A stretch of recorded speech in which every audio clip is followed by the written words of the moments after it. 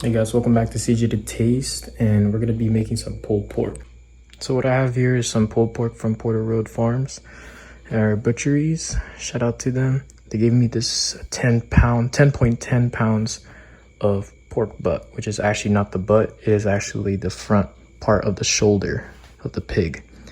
And the best part about Porter Road is that they have this pasture raised. You're gonna be using kosher salt for this. Try to use any other salt and you'll be over salting this. I mean, this is a pretty big piece of meat. And you need a lot of salt for this meat because look how thick this meat is. All right. Kosher salt as well has a coarser granule. So you're picking up less salt than you usually do with table salt. And this will go straight into the fridge. Right now it's about midnight and I'm gonna be cooking this tomorrow midnight. So I'm gonna give this at least an overnight's rest for the moisture to come to the salt and go back in and the exterior to dry out. That is the definition of dry brine. And also you wanna put it over a rack just because you also want the bottom side of the meat to also be dry. It's been cured for over 24 hours and the exterior is a little drier, which is a good thing. What I have here is just going to be some simple rub. Since I already put salt, all we need left is some black pepper, and doesn't have to be freshly ground, just as long as the grinds are coarse. The reason why it doesn't have to be freshly ground is because the pepper is really just there for the bark. There's not going to be a huge peppery flavor. And then just a surface covering of paprika, not smoked paprika. And all you gotta do is get that ratio. Just put like a bunch of black pepper and then just some paprika, just mix it. So now the next thing we do is a slather. I'm gonna be using any type of yellow mustard will work. The reason why we're doing this is because this will give an adhesive between the meat and the rub. So let's mix this as well. And because this is pork butt, you want to be pretty liberal. And just rub it in. Again, this won't give any additional flavor. It's just literally for the rub to stick on to the meat to create that wonderful bark. You can totally do this without mustard. You can make that experiment yourself. But I know that without the mustard, the rub won't be stuck onto it, especially if you're gonna leave it over grill grates for half a day.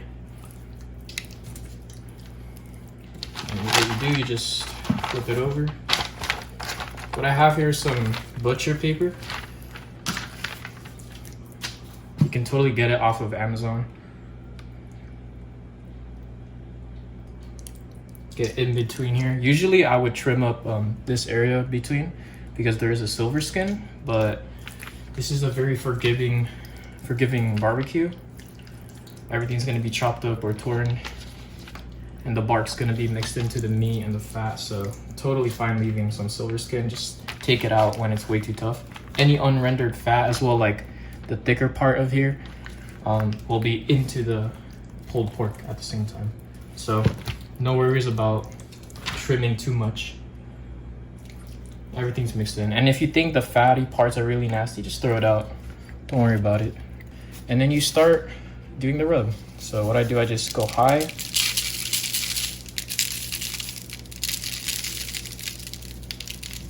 The higher you go, the more even distribution there is. If I'm doing ribs or brisket, I would never go this heavy. Just because the meat is quite delicate and it's not as dense as pork butt. So what I do right here for the sides, I put it on my hand and then catch it and pat it on. Pat it on. If you're still seeing a little bit of mustard, you should cover that. That's the good part about using a very bright yellow mustard. At the same time, yellow mustard is probably the most neutral flavor of all mustards. If I'm not mistaken, Dijon is a little more expensive, but it is a little sweeter. And English mustard is a lot more bolder. So I would just use that classic American or German yellow mustard. I would always recommend doing the non-fat cap side first, just because the fat cap is the presentation side. So it's kind of like your practice. It's 4 a.m. right now, and I'm starting a fire with a quarter of the weight of the chimney starter filled with charcoal lump, oak wood. And in the bottom is a bunch of paper that you can use to ignite by using the torchlight. So yeah, best way to do this without a lighter fluid. That's because that's nasty. Then once they're 3/4 the way lit, you just put it all in on one side. So I also laid out a hickory chunk and some applewood chips. And I did a snake way of laying out some extra charcoal, so it will slowly snake its way down to provide extra fuel without burning too much combustion. So it's going to be a low and slow process for the pork. So covered the kettle grill with the vents fully open to let the fire continuously burn. You do not want to smoke like this when you start smoking your foods. It is just really bad smoke. What you do though want is a very transparent light blue smoke that smells sweet, not acrid. All right, pulled pork is in straight out of the fridge, and we're gonna cover it up. See you in 3 hours. So it's around hour 3 right now, and it's creating some clear, clean blue smoke. You can kind of just see the smoke coming out, and it's time to spritz. So the idea of spritzing is to not make the bark too dry. So you're just basically spraying anything with apple cider vinegar or beer or any non-sugary liquids to moisten up the texture and the bark. But what the most important part when you spritz is not to make something that's very like jet stream like this, or too misty like this. You want something in between that feathers out. So something like this would work. There's a little feather right here, and then it just comes out. When you lift up your lid, you want to do it slowly, and then you take it out. So you just want to look for any dry areas, and you just go in back and forth.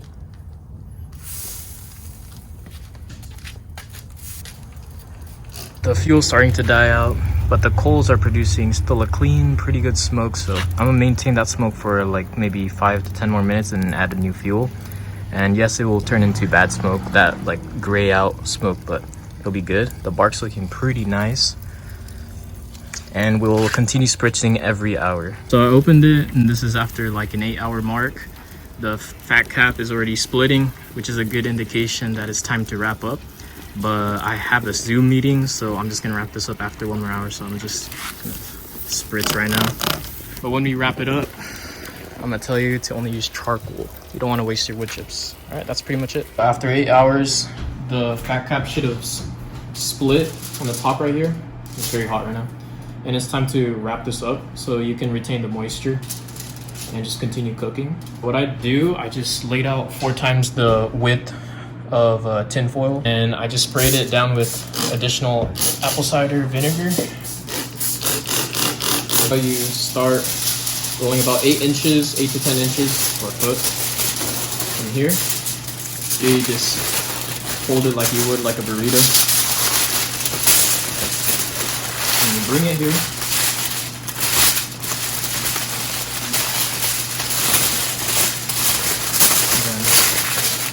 Do this again.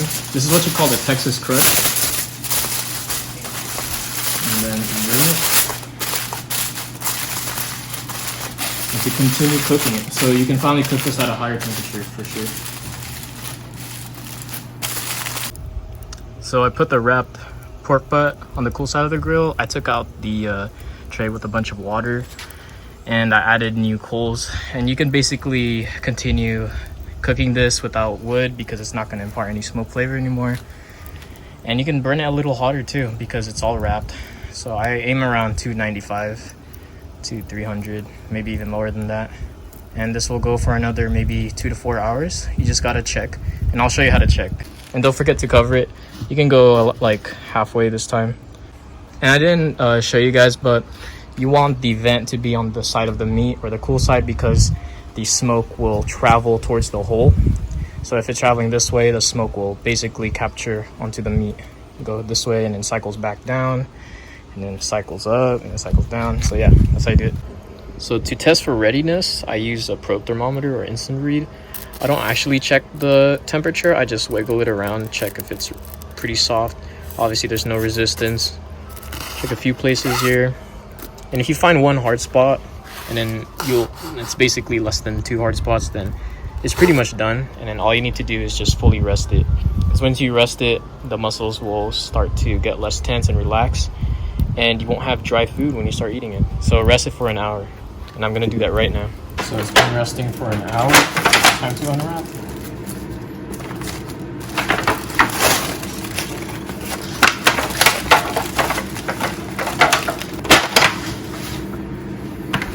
So if I did this correctly, it should have come off straight away. It's so steamy though. Straight off the bone. Oh my god. It's too hot, so we can just start.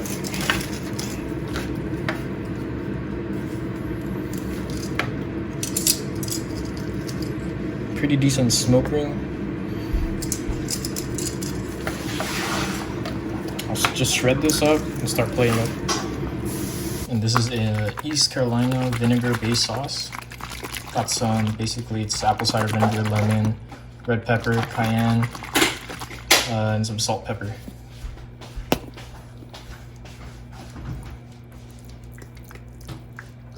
There you have it, some pulled pork with slaw, beans, and white bread, and a vinegar based sauce.